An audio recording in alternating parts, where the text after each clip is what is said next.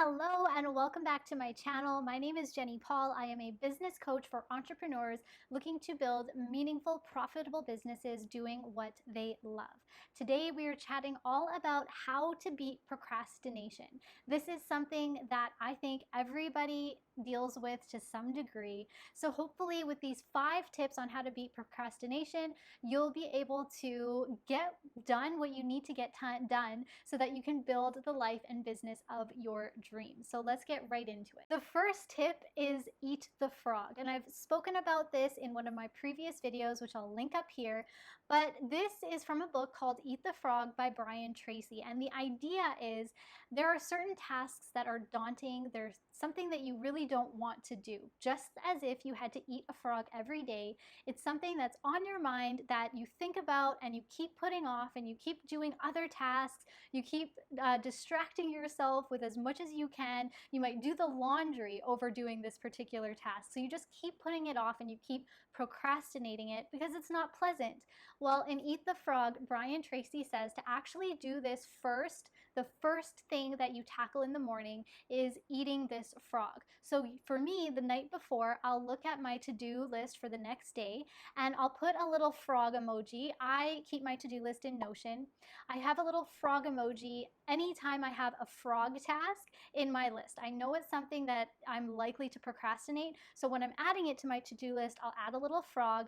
And then if a frog comes up on that day for me to do tomorrow, I know that in the morning I have a frog that I have to eat immediately as soon as I sit down at my desk, and I don't let myself do any other tasks until I have eaten that frog. And it almost sets up a domino effect for the rest of the day because I feel so good about having that done that I just start knocking out the other tasks on my to-do list. The second tip is to embrace your natural cycles. When are you the most productive?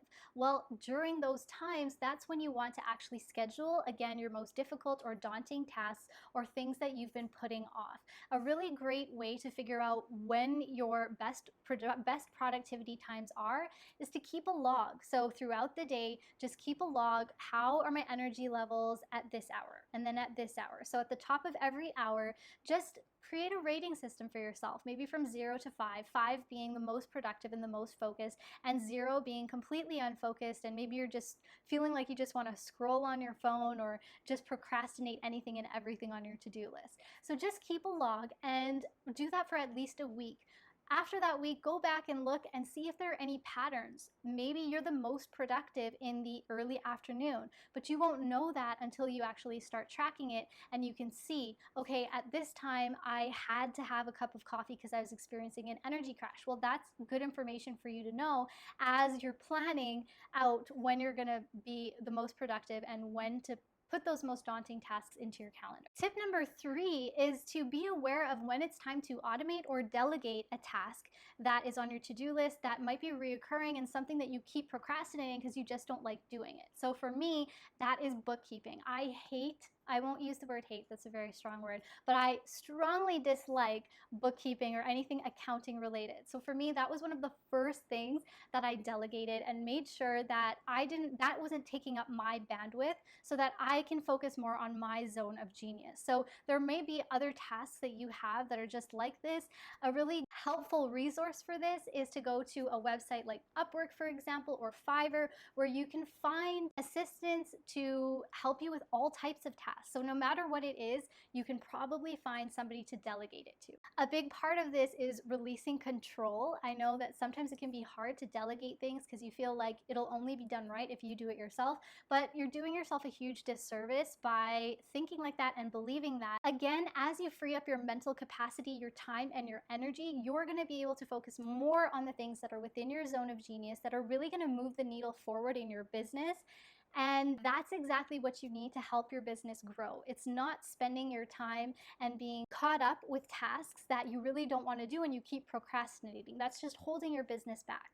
The fourth tip is to keep your why in mind. So sometimes when we're procrastinating, it's really helpful to keep in mind why we're actually doing that task and what that task is going to help us accomplish in the long run when it comes to our biggest, highest vision for ourselves. So for example, for me, before I actually delegated accounting and bookkeeping, it was helpful for me to keep in mind that doing the accounting and the bookkeeping is really going to help build a solid financial foundation for my business to grow, and my business helps me help other people grow their businesses, make an impact in the world, and live their purpose.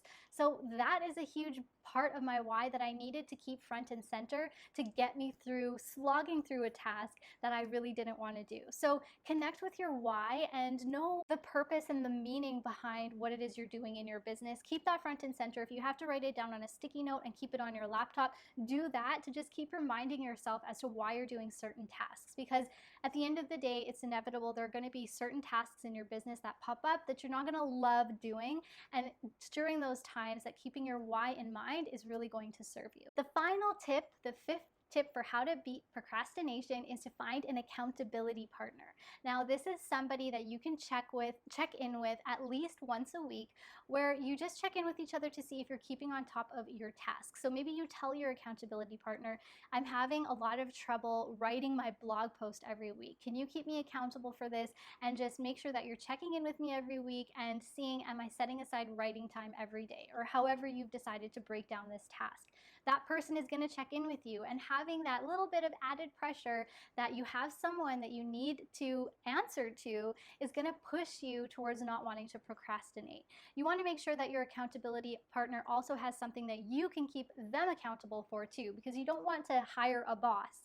You are an entrepreneur because you want to be your own boss. So you don't want somebody to just call in and check on you, and that could get a little bit annoying. So what you want is accountability partners. You keep them accountable, they keep you accountable, and it really works together like a partnership. It's really important to remember that you don't have to do any of this alone. Entrepreneurship can be a lonely journey, and if you do feel that you're struggling with anything, whether it be procrastination or maybe imposter syndrome or anything that you feel is holding you back from expressing your full and true potential and really growing this business to be what you want it to be, lean on people, lean on your community, find mentors, find accountability partners, and know that you don't have to do any of this alone. Well, those were my 5 tips for how to beat procrastination. I hope they were helpful for you, and if they were, please like this video and subscribe so that you don't miss any of my future videos, and I will see you in the next one.